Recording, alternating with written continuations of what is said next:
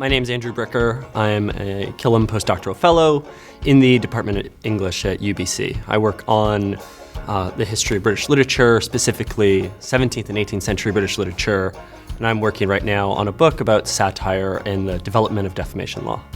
We have all of these documents that were published during the 18th century, especially works of political satire. And you'll look at the publication information and it'll say, printed in London at this location by this printer.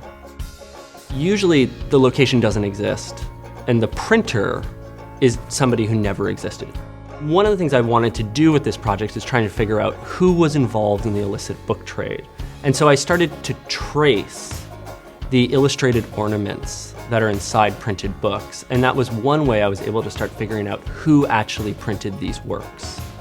The other really big part of the project are what I call rhetorical evasions, or essentially the majority of this project is based on the idea that satire develops over the course of the 17th and 18th centuries to evade developments in libel law. It starts to rely more and more on things like verbal irony or allegory, which actually prove much more difficult to prosecute than simple defamatory statements.